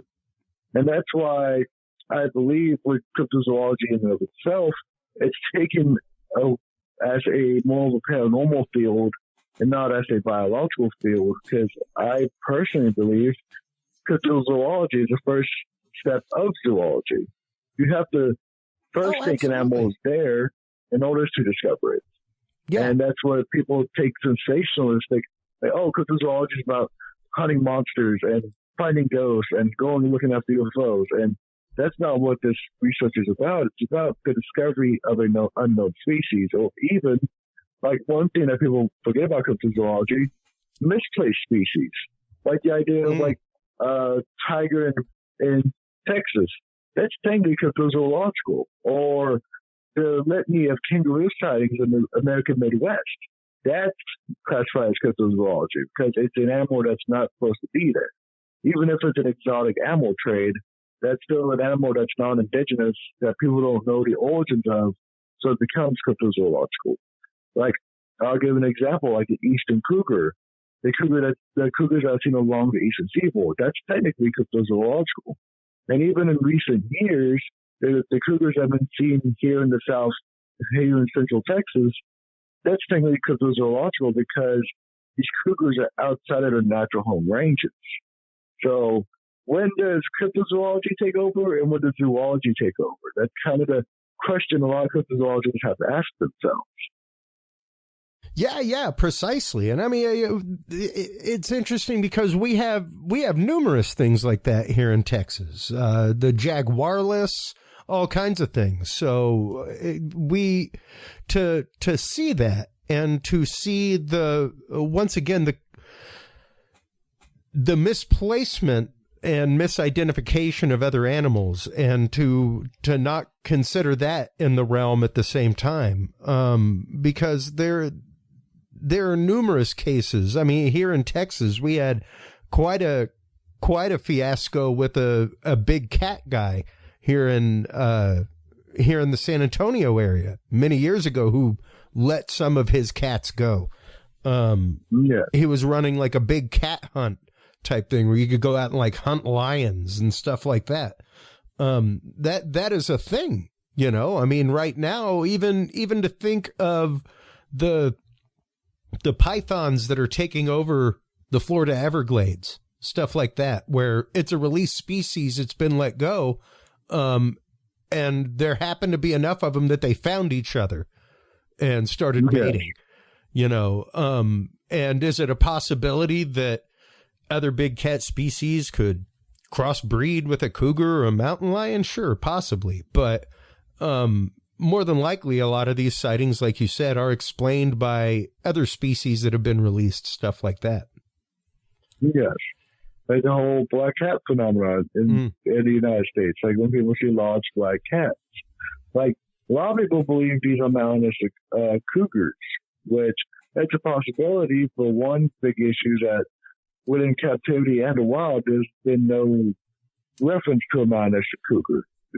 Even the genome of the Felis concula or mountain lion doesn't have a gene that would allow for melanism to occur. Neither would albinism occur. So you kind of have to question that, like, okay, so what are these creatures? What are people seeing? Are they released jaguars? Are they released leopards that are melanistic? And when you look at the history of these sightings, a lot of them don't go that too far back. And you have to wonder, like, okay, are these maybe circus animals that were released and then bred in the wild, similar to the big cats in Britain, which the British government do say there is a population of big cats breeding in the British Isles because there's how many sightings there are. And you have to wonder, like, okay, So when these released big cats, is there something cryptozoological or is it zoological? Like, who takes care of this? Does the local cryptozoologist or does the local forestry worker? Because we know the creatures are out there, but because it's an unknown species or a species that's not supposed to be there, usually the forestry service or regular animal research entities don't want to go into it because of the whole idea of, like, even the idea of cryptozoology not being just sensationalistic, but also being just a bunch of kooks out there looking for monsters. Yeah. Yeah, you know, and nothing against anybody that is out Sasquatch hunting or anything like that. I mean, as long as you are following good evidentiary procedure, you know, carrying a GPS, cataloging things in the most scientific way possible, by all means, go out and citizen science it up. Yes. But if you're just traipsing around with some trail cameras and highlighting shadows, that's a different story.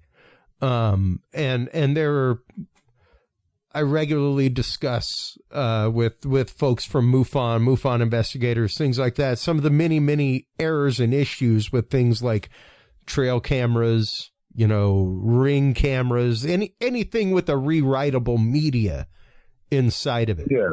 You know, like you could go, I've got an SD card right here in front of me that I use for my astrophotography.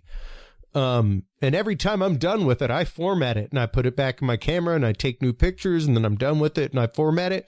Guaranteed, if this fell into the hands of a law enforcement officer involved with the trade of data recovery, they could go back and recover parts of images from 8-9 memory wipes ago. You know? Yes.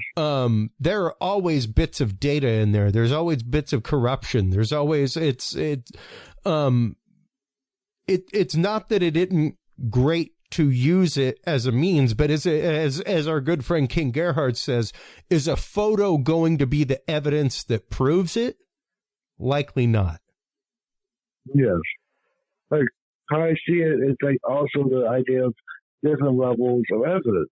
Things like video, eyewitnesses, and all that should be what lead up to the discovery. And discovery should hopefully be based on, yes, hopefully biological DNA sampling or a body or something like that. That's the proof, not the eyewitness and photos. Those are what leads up to the proof. Exactly. That's what tells researchers, okay, this animal possibly exists in this area. Let's go see if we can find possible DNA samples, hair samples, things like that. Yeah. But a lot of people take these eyewitness accounts as, oh, this is proof this creature exists, which this really isn't proof in and of itself. This is just anecdotal references and not true empirical data. Yeah, yeah. And, you know, the way I try to put it to folks is, especially whenever I'm talking with them one-on-one, and that is what they bring up, is I have this proof. If you were sitting in the defendant's chair, would that be the proof? You know, like if that was the evidence to go to defend your life right now and keep you out of prison, would that be the proof? You know, or would it be allowed by the court at all? You know, would it be considered circumstantial evidence? Would it be considered hearsay? You know, yes. Because that's where it has to begin, and you have to be willing to. I have numerous pictures of anomalies, things. I took a picture of an anomaly on the moon, and a really cool dude who's pretty high up in the world of budget astronomy and things like that got back to me on Facebook and like put this whole explanation of what it was, and I was like, okay, that was pretty dope. But at the same token, I caught an anomaly. It's wild. It's an interesting thing. Is it like a tower or a spire from an ancient civilization on the moon? No, it's not. Is it a wild, interesting thing to photograph? And even the guy who explained it to me was like, you did a really great job capturing this because not many people get a good image of it. You know, like, hey, I got a 10% great image of an anomaly that 90% of people don't even know exist. You know, I can be happy with that. It doesn't have to be a 1 to 2% anomaly of, well, it might be alien, you know? We can let it rest on the fact of it's something pretty wild and something really geologically interesting that I was able to get a picture of. And you have to be willing to step back from that. If you're not willing to step back from that, then you have to start questioning whether or not you're looking at something objectively to begin with. And you always have to be objective with it. Yeah. I mean, you've got to be able to look at it objectively, and like, hey, I've had my own experiences with the paranormal, and they are what they are. I do not accept anybody or expect anybody to accept them prima facie, to accept them for what they were to me and how they changed me. I didn't go into the situation expecting something to happen. Something just happened, and it was really strange, you know, and I'm happy to have had the experiences, and they've definitely changed my way and my point of view. But are they quantifiable? No, they aren't, Ryan. And I have to be willing to accept the fact that my experiences are not quantifiable in that way. Yes. Like, how I always say is, with anyone's personal accounts, eyewitness accounts, or experiences, it's non-quantifiable. It's data, of course, but it's data that shouldn't lead to people believing something exists or having proof that exists. Like, people always say, well, if there's 100 Bigfoot sightings and one is true, then that's proof that it's real. Yes, it is evidence that that creature exists, of course, but it's not technically proof. There is that evidence you have to collect afterwards. And we also have that whole, like, especially with Bigfoot research in the past decade, that sensationalistic aspect of, like, even the money-making aspect of Bigfoot. Like, look how many small towns say they have Bigfoot near them, so they start having Bigfoot shops. They start being tourism in. And the idea of, like, crypto tourism is something that's occurred in the past couple of decades. Thanks to the sensationalistic aspect of, like, people out there looking for creatures that shouldn't exist. Yeah. And, you know, once again, I discourage nobody from doing research, from doing field research, things like that. Just make sure that you're doing it in the most proper way, whether it's paranormal research for ghosts and entities, or, you know, I just got an anomaly detector for magnetic and electronic phenomena for UAPs, you know, all kinds of gear and toys I have. But it's just points of datum for me. I can't say until the day that I see something and take photograph or video, and even then, the photograph or video, I'd expect to be put through the ringer. You know? Yes. I was just rereading a story earlier today about the gentleman who not once but twice out of the San Antonio area had the story of having the body of a Bigfoot. You know, and that is what a lot of people say it will take, especially when it comes to cryptozoology, when it comes to creatures of myth, fable, whether you're talking Bigfoot or Nessie or Champ, the Lake Champlain monster, what have you, that it's going to take DNA evidence and probably a body to actively prove the existence of these animals. Yes.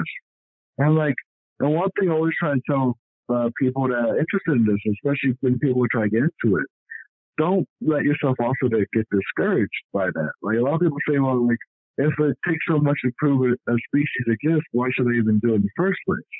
And I always say, don't let yourself get discouraged. Like, when you go out there bigfooting, 9 times out of 10, you're not going to get any evidence, but that's what's expected. And, like, the idea of, like, collecting evidence scientifically, and being able to be out there, not just out there to go look for monsters, but out there like truly collecting evidence. That's how we will collect data sets. We can get ideas like where these animals are, what are they doing, the behaviors. And that's what we really need in this science right now, is just this scientific viewpoint, and not letting ourselves become this sensationalistic aspect of like monster hunting. Like, I support anyone that wants to go out there and look for these creatures, because there's the difficulty of doing it in the first place. But don't let yourself get discouraged if your evidence is lacking, or if you can't find evidence in the first place. There's a reason why these animals haven't been discovered yet. Yeah, well, and that's just it. Like, you are searching for the anomalous. And even prime example would be the director of Arrow, what is it?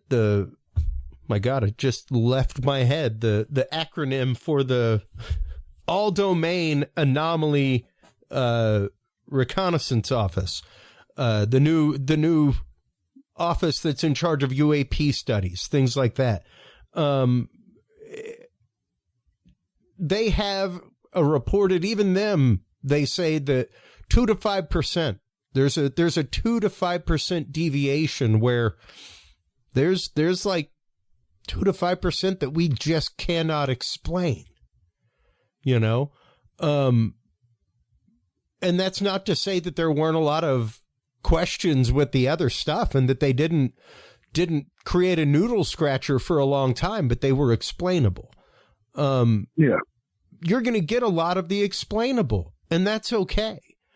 It takes a lot of the explainable to find an anomaly to begin with, much less. And this is my message to anybody that's out there that has repeated anomaly. Consider the fact that it may not be anomaly.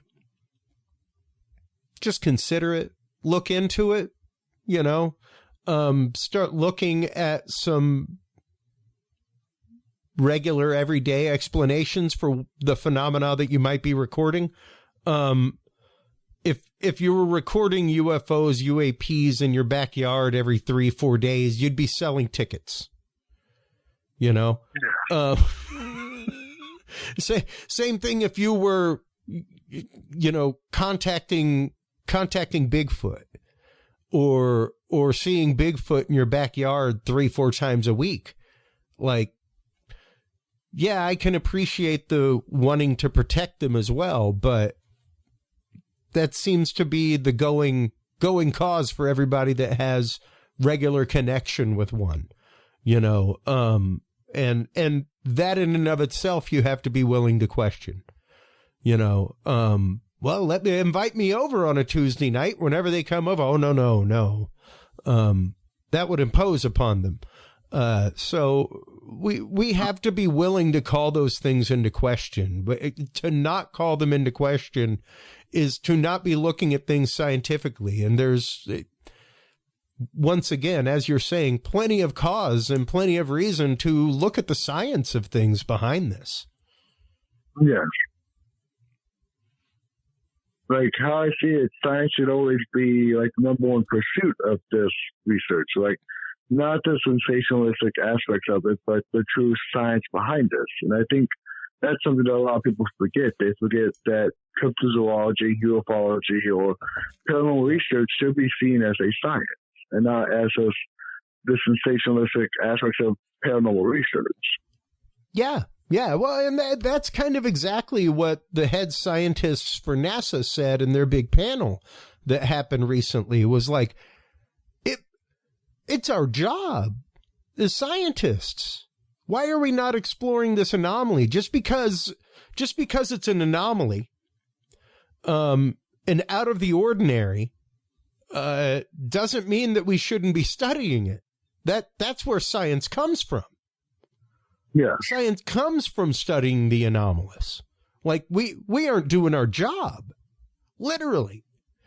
So to hear them say that is fantastic, and to hear them wanting to correct course is awesome. And even here lately, I think because of a lot of that, there has been a large change toward the world of cryptozoology, I believe. Yes, like people are seeing it as more what it should be seen as, like, okay, there's a unknown phenomenon occurring. Just because it's unknown doesn't mean you should not investigate it. Like, that's what you said. That's the first step of science, is discovering the anomaly and then discovering what it is. That's what science is about. And that's something that also I've noticed with cryptozoology, especially with a lot of cryptozoologists, they see the scientific field as like letting them down or as ignoring Bigfoot and all these other cryptids. While in reality, I believe science should really take a look at it, because, like, look at people like Jeff Meldrum. Like, he's a scientist that once he looked at the phenomena, he realized, oh, there's something to this. And then you go into even further research, and you discover what truly all this is about, and you discover more about the species. When you discover more about species, then hopefully one day the next step will be discovery of the species itself. Yeah, precisely. But first, you've got to even be considering the fact that there may be a species there. You know, you've got to be looking at the fact that it may actively exist. On occasion, you stumble across things, stuff like that. But typically, you are in a location, whether you're a marine biologist, what have you, you're in a location because of a known quantitative. You know, most expedition science is not done by stabbing in the dark. Let's just put it that way. It is done because of good boots on the ground, points of datum, and a data set that let you know that this is an area of interest. This is somewhere to look at. And that whether you're talking anomaly or what have you, like there's a lot of people that are really upset with, it's funny to see in Facebook groups, people calling into question the quote, scientific method of the people investigating things at Skinwalker Ranch. And it's like, wow, I guess you know more than the degree holding physicist about about scientific protocol. Most of what they are trying to do is repeat the anomaly, which is science, folks. Yeah. Like, they've recorded the anomaly. Great. Now, what can we do to repeat it? Because until we can repeat it, it's just a one-off thing. And that can take a while to happen. That can take a while to quantify. So the thing is, you have to be willing to take the time. You have to be willing to search for that and look for the quantification of it. Ryan, what can people do to, I guess, begin exploring alternatives when it comes to education on such things? Where can they go to find data on this? Where can they go to find good data on cryptid research, on paleontology, things like that? Well, with me, I always say try to look in your local area. Try to look to see if there's any local groups or like local cryptozoologists. Like, for instance, myself, I got really lucky that I have King Gerhard that lives in the area, and that we have multiple events that occur. If you are interested in the study, one thing I highly recommend is going to like conferences, going to a local like Bigfoot research fair or anything like that they might have in the area, and talk to people, talk to the researchers. And then also, if you want the good, true data, look at like national groups like the BFRO or the National Dogman Project. These are groups of people that are putting out good research, and that it's truly scientifically based. And then once you can find your group or find researchers that you like, communicate with them, communicate with local people in the area. And then if you're interested in truly doing like field research in the area you are, just ultimately be safe. It's all about safety out there when it comes to field research. And even though this really isn't monster hunting, be prepared for whatever you might get yourself into. Like, if you'll out looking for Bigfoot in Alaska, be prepared for the fauna in Alaska. If you're looking for Sasquatch in the swamps of Louisiana, be ready for the fauna that live in Louisiana. Think of survival situations as well. But truly remember that at the end of the day, it's about the science of cryptozoology. It's about the discovery of these creatures, yes. But I think, in my mind, the person that has 10 years of research that has data sets is more likely to discover this creature than the local person with a 12-gauge shotgun. I believe it's about the science behind this, not just out there looking for these creatures, but truly the data, the research, and really the hard work that goes into this. And it's not just the sensationalistic aspects of like going out there looking for unknown creatures. Think of it as a science, because this truly is. Yeah, absolutely. Very, very well said. Ryan, thank you so much for your time as always, my friend, to come on and really demystify this stuff, because once again, headlines can really sensationalize things a lot. And when it comes down to it, much like most issues, cryptozoology, the paranormal, things like that, there is a common sense reality that is going on behind the sensationalism. So thank you so much for coming on and helping us kind of boil that down and talk with people about it. Let everybody know, of course, other than the Curious Realm store, where they can go to buy your book, where they can go to follow you and keep up with all your research, bud. Of course. You can find my book on Amazon, called Cryptids of the World, authored by me, Ryan Edwards. You can always find thecryptochronicles.net. That's my website. I have my podcast there for my YouTube channel, The Crypto Chronicles. I also have my Facebook, which is Ryan Edwards. If you look me up on Facebook or on Instagram or anything like that, you'll find me. If you're interested in contacting me, if you have any type of experiences or anything you want to talk about, please contact me at my email. I also have ryanedwards.crypto@gmail.com. That's my main email. Reach out to me. I'm always open on talking to researchers, talking to eyewitnesses, because truly it is you guys that are also out there in the field I'm interested in talking to. Absolutely. Ryan, thank you so much as always for your time, my friend. Be safe out there with your research. Look forward to seeing you at the upcoming Dogman Conference. I know you'll be there vending. Make sure to stop on by and check that out, everybody. Hold the line real quick while we close things out. Ryan, while you are online checking out all of the amazing work of Ryan Edwards, of course, make sure to stop on by Curious Realm. CuriousRealm.com is where you can find our Curious Realm videos page.